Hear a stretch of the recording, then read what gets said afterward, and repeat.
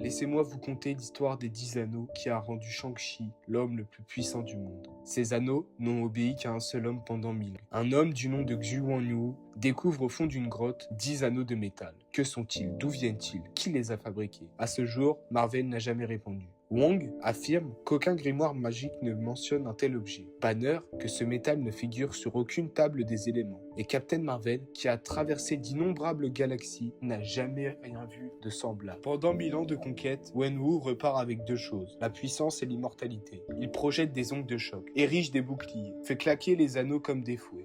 Et surtout, il cesse de vieillir. Alors la conquête commence. Il lève la Légion des 10 anneaux, soumet des pays entiers, renverse des centaines de dynasties. Son empire tiendra 1000 ans. Et c'est ici que le puzzle se renferme. Il enlève Tony Stark et le force à assembler un missile au fond d'une grotte. Sauf que Tony n'assemble pas de missile. Il assemble une armure. Cette organisation vient de créer sans le vouloir la légende de son propre ennemi. Ce sont eux qui financent Ivan Voko et lui ouvrent le circuit de Monaco. Un acteur anglais se fait passer pour leur chef et escroque la planète entière pendant 5 ans. Le véritable homme de l'ombre, lui, n'a pas bougé. Wenwu cherche Talo, un village coupé du monde qui garde une magie ancienne. Il traverse seul le labyrinthe de bambous vivants et il entre. Mais quelqu'un l'attend. Elle s'appelle Yingli. Elle ne bloque pas ses coups, elle les détourne. Ses ongles de choc se dispersent avant même de l'atteindre. Ce jour-là, Xu Wenwu perd pour la première fois en 1000 ans. Pas par manque de force, cette femme l'a désarmé autrement. Talo refuse de le laisser rester. Alors, elle quitte son village pour le suivre et lui prend une décision que personne n'aurait cru possible. Il retire les 10 anneaux et les enferme dans un coffret de 2 enfants naissent, Shang-Chi et Xialing. Wenwu dira qu'il a soumis d'innombrables royaumes sans jamais réellement vivre. Sauf qu'un homme qui a passé 1000 ans à écraser le monde laisse derrière lui 1000 ans d'ennemis. Et pour la première fois, il voit une faille. Le gang de la dague de fer attaque le domaine familial.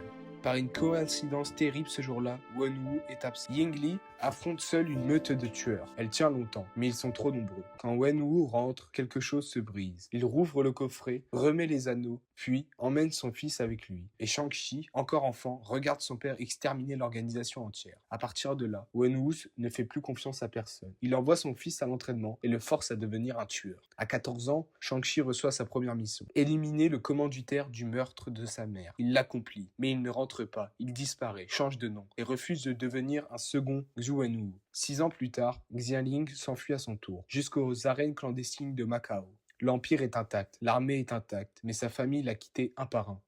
Des années passent. Un jour, Wenwu entend une voix, celle de Yingli. Elle dit qu'elle est prisonnière derrière la grande porte de Talo. L'homme le plus méfiant du monde y croit. Il marche sur Talo pour briser la porte, sauf qu'il a été manipulé. Derrière, ce n'est pas sa femme, c'est le dévoreur d'âmes, scellé là depuis 1000 ans, qui imite les voix des morts pour se faire ouvrir. La bataille se termine par un duel entre un père et son fils. Et là se produit une chose qui n'était jamais arrivée. Les anneaux obéissent à quelqu'un d'autre. Le QI de Shang-Chi résonne avec eux et leur couleur bascule du bleu au doré. Ils l'ont choisi. Puis la porte cède. Wenwu comprend enfin l'ampleur du mensonge. Et juste avant d'être englouti, il transmet les 10 anneaux à son fils. L'Empire est devenu un empire millénaire. Et malheureusement, il se retrouve sans chef. C'est sa fille Xialing, celle qui n'avait jamais entraîné, celle qui n'avait jamais regardé, qui s'avance. Elle prend le contrôle et y fait entrer en masse des femmes. Toutes celles qui, comme elle, avaient été méprisées.